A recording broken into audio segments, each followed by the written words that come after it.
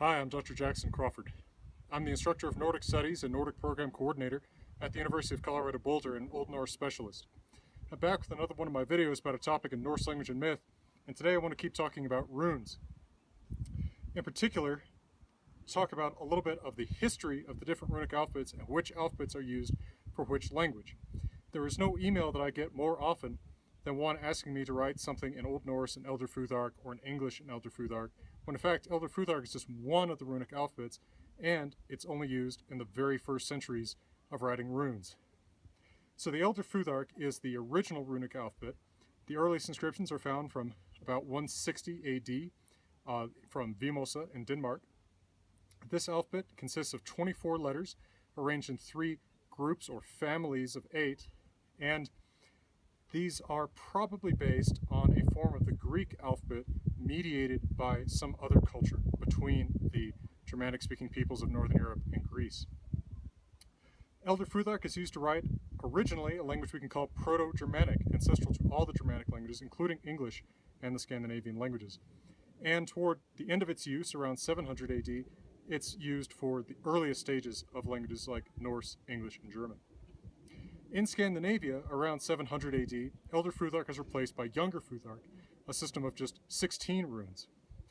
This means that the system is much less efficient because whereas Elder Futhark has 1 letter for each sound of Proto-Germanic, Old Norse has, for example, 9 vowels, but only 4 letters to write them, and 2 of those are for writing A.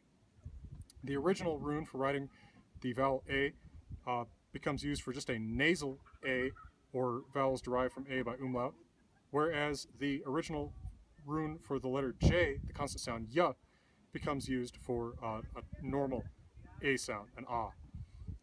We also have 2 letters for writing R in Younger Futhark. The Z rune of Elder Futhark is moved to the end of Younger Futhark and used for a sound that becomes R in Old Norse.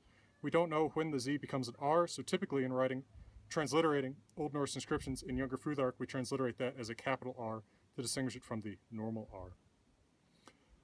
The Younger Futhark gradually developed in the 11th century into a system we call medieval runes, where the principle of 1 letter for 1 sound was reintroduced. So, for instance, a dot begins to be used on the rune for I to represent an E, instead of just using the exact same letter for writing both I and E. Although medieval runes retain the option of just using the 16 runes of Younger Futhark, although with some changes. The nasal A vowel becomes an O, and the R that we transliterate as a big R becomes the vowel Y, U.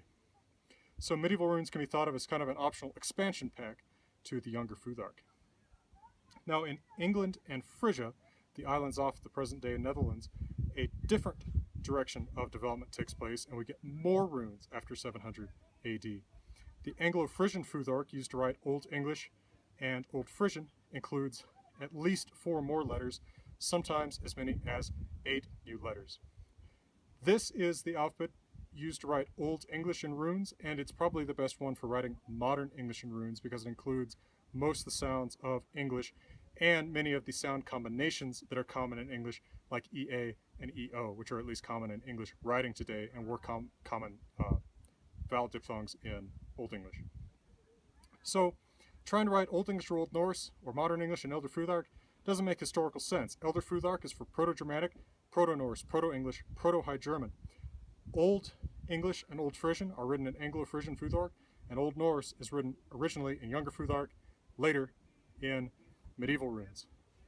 When people write to me and ask me to transliterate something into runes, typically what they want is Old Norse, and so what I do for them is typically Younger Futhark.